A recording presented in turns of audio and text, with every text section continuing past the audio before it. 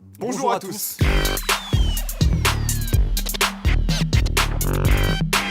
Je m'appelle Adrien Roard et je présente Vrai ou Fake sur France Info. Je suis Léopold, dit Le Pérave, et actuellement je suis le youtubeur français le plus charismatique de France. Ah bon?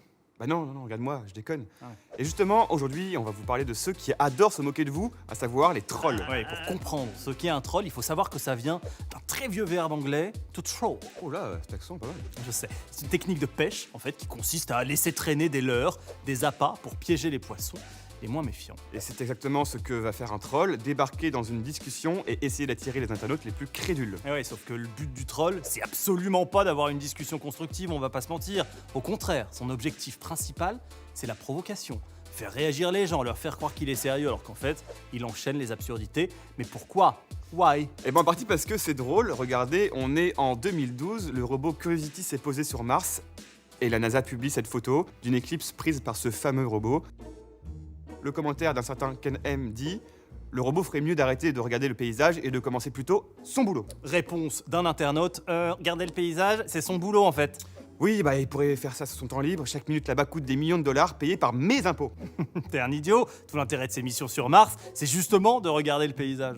Oh bah super, bravo, bah, ça va être super sympa d'être payé à faire le tourisme pendant que nous, on se crève à bosser sur Terre. Voilà, ça n'a absolument aucun sens, vous avez compris, mais justement, le but de Ken M et de tous les trolls, c'est d'insupporter les gens, les rendre dingues, en fait, et regarder les réactions, des pouces rouges, des insultes, des mots en majuscules comme si la personne hurlait.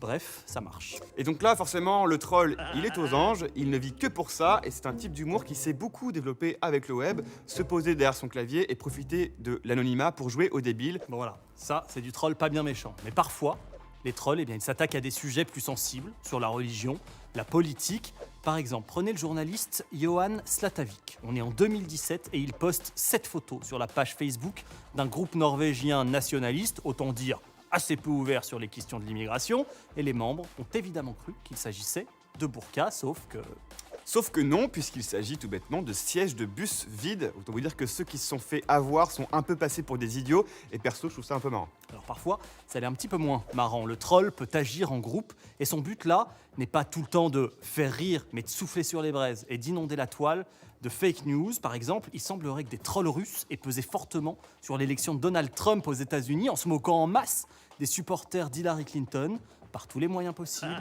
sur les réseaux sociaux et en diffusant de fausses infos pour perturber l'élection. Ouais, pas très fair-play. Et non. Mais en tout cas, si vous voulez repérer un troll, c'est assez facile. Il est toujours sûr de lui. Même si ses arguments n'ont pas beaucoup de sens, ils sont toujours dits avec énormément de conviction. Normal, puisque la seule chose qui compte pour lui, c'est justement de susciter des réactions. Et justement, c'est là que vous pouvez le battre à son propre jeu, parce que si vous entrez dans la discussion, ou même pire, que vous vous énervez, ou que vous commencez à l'insulter, bah il a gagné. Vous êtes tombé dans le piège, vous vous êtes fait donc troller. Et si vous prenez du recul, en revanche, que vous ne répondez pas à chaud, que vous repérez que c'est un troll, par exemple parce que vous constatez qu'il est d'une mauvaise foi absolue et que de toute façon, il ne reconnaîtra jamais, mais alors jamais qu'il raconte n'importe quoi, là, vous pouvez lui infliger ce qu'il redoute le plus, Oh, une coupure internet.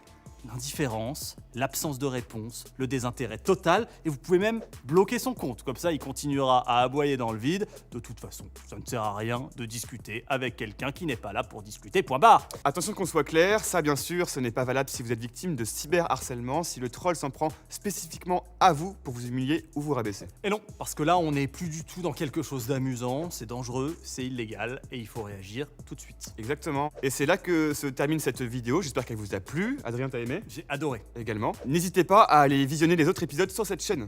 Et souvenez-vous, ne nourrissez pas le troll, ou comme on dit en excellent anglais, do not feed the troll. Voilà, mais cet accent, il est génial. Pourquoi tu dis ça en fait? Ça m'énerve un peu. Parce que c'est connu, tous les Français ont un accent pourri. Ouais, mais t'es français, non? Oui, mais moi c'est pas pareil parce que je suis bilingue de base en fait. Bien sûr. Voilà, Et extrêmement charismatique. évidemment. Voilà. Do not feed the troll. À bientôt. Au revoir. Un troll cherche à susciter des réactions par tous les moyens. Son but peut simplement être de s'amuser, mais il peut aussi vouloir semer le chaos en propageant des fake news. La meilleure solution pour le contrer est de l'ignorer, mais si on s'attaque à vous personnellement, ce n'est plus du troll, mais du harcèlement. Dans cette situation, vous pouvez vous rendre sur le site Non au harcèlement pour trouver des solutions.